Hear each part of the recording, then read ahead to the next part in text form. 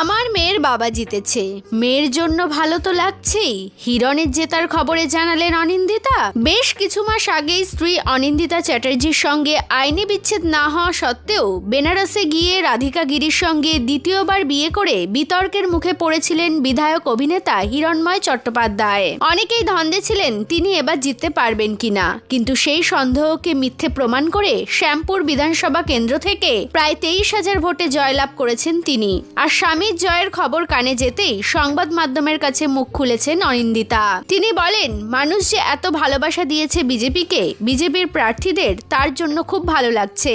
শেষমেশ হিরণ তো আমার মেয়ের বাবা, মেয়ের জন্য ভালো তো লাগছেই। বিজেপি ঝড়ে বাংলা উজাড় হয়ে গিয়েছে, সেই আবহেই হিরণের জয় হয়েছে।